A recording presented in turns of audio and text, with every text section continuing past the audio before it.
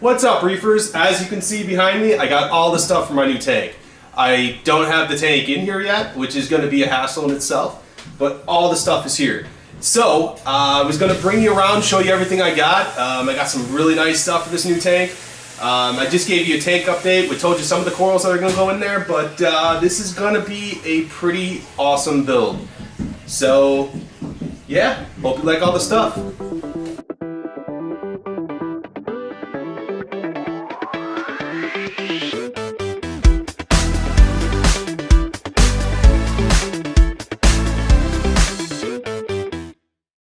Okay, first thing, I went with the Radion XR30W Pro Gen 4s. I went with 3 of them.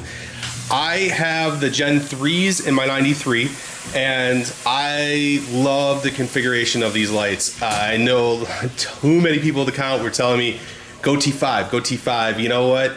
I'm just into LED at this point, and not to mention the fact I love gadgets and gizmos, so I like being able to manually configure each channel. That's just me. I'm probably not gonna get as good a growth with the LEDs, but to me, I love the color that the LEDs emit. I love the channels, being able to customize every channel, and I love the slim look of the light. So I went with them. For my return pump, I went with Ecotech Marine again. I went with the Vectra M1. You know what? I gotta be honest with you. This is the one piece that I bought that I was like, you know what? I probably should have spent the extra little bit of money to get the L1, but I went with the M1. We're gonna see how it runs. I'm hoping it pushes enough through my sump, and yeah, I mean, as well as the Radions did on my 93. I decided to go mostly Ecotech Marine with this build. So that is my return pump. If you guys have this return pump and you like it or dislike it, let me know. That'd be great. But yeah, that's it. All right. For my power heads, I went with 2 MP40s. I'm gonna mount them on each side.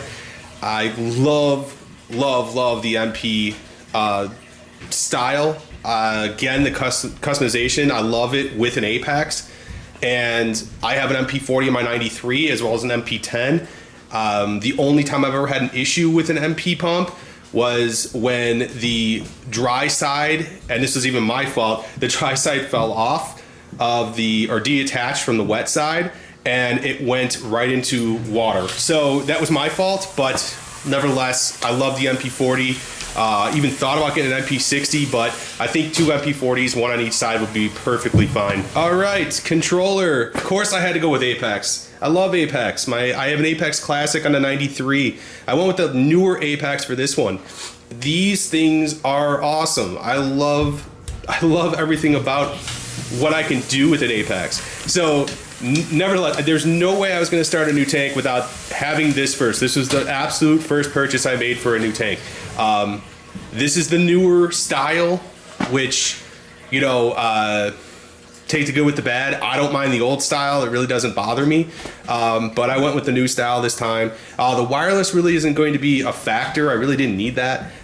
The reason for that, I'm sure I've mentioned this in a couple of my videos, but I work in the IT field, and I'm more than capable of running Cat 6 or Cat 5e to wherever that ends up going. So more than likely, it's going to be direct connected to my my managed switch. So one way or another, I will do an unboxing on all this stuff for sure. But this is definitely one of the most important pieces, in my opinion, that you can have on a reef tank, hands down. If you have the money to buy one of these, you need to.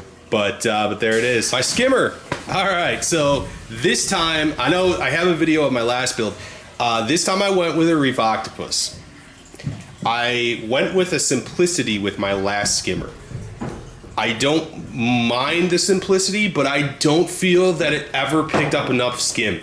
And I felt like I was getting way too much water with my skim. Even after I calibrated it, it just never worked the way I wanted to. So I decided I'm gonna go with a different route. So I went with the 250 INT. This thing, it's got good reviews. Everybody that I've heard that uses this likes it. So I'm hoping for the best with this. Again, if you guys have this and you you want to give me some tips, or you want to tell me, hey, this thing is awful, you know, send it back, let me know. That'd be great. I'd love that. But so far, I'm going to set it up with this Reef Octopus, the Sump. Okay, so this is my second Eshops Sump. The first one was so awesome, I bought the bigger version. Honestly, I love my RS200. I love it. I use it on my 93. Never have any issues with it. Very easy to clean. Very easy to put any type of skimmer that you want in there. With the exception of making a sump myself, which I really didn't want to do, I find that A, the looks, B, the functionality, and the ease of getting replacement. You can get replacement sponges, or you can get replacement filter socks. I feel that this was the best for me. And with that said, I probably will do a review at some point on the RS200 that I'm running for my 93, but I absolutely love that sump. So one with the RS300. Again, if you have this, let me know. I'd love to hear you know, good stories, bad stories, whatever. But yeah, that's going to be the sump that runs the tank. Okay, so now you got a little bit of an overview of what is actually going to be powering this tank. I won't be doing any unboxing quite yet. I will, in fact, be doing unboxing, just not at this moment.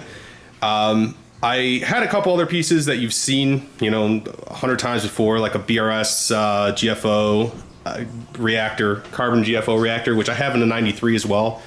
Also, I bought like 24 filter socks because, excuse me, I'm just so sick and tired of having to wash.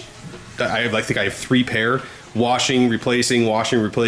So I just bought a ton of them. But yeah, so as you can see with the stand build, not much more has happened to it. It is currently on hold. I have a couple things for family, my son's birthday, and I have I'm actually on call. So once I'm done with that and everything can go back to kind of normal, I will be finishing this up. What I plan on doing actually is putting some magnetic connectors on there, so all these panels here will be removable, which that's one thing that I desperately wanted. I know it's a very tall stand, so I'm actually, where it's at right now, I don't think the tank is actually going to fit, because my vent is right there. So I'm going to have to move it, and I haven't quite decided where I'm going to move it, but that's another story for another day. So I got to put the floor panels in, have to put the outside panels on, have to decorate it in some way, but most importantly, I need to get the right size piece of plywood for the top before I can put the tank on. So this has just been a little bit of an update on the new stand, the new gear. I'm going to take you out, but the tank is actually in my home, but it's in my garage. And yeah, so it is enormous. And it took 3 of us to get it down off the truck to get it in my garage. So, hi, Morgan. Morgan. Hi. Anyways, that's my cat. So I have no idea how I'm going to get it downstairs in my basement, but we're going to do it, and we're going to at least try to do it. And I will probably be wearing a GoPro for that whole entire experience, because it is probably going to be awful.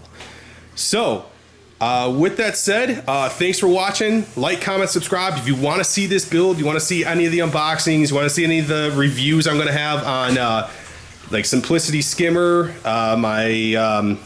the Eshops sumps, anything else, let me know. And as always, have fun reefing.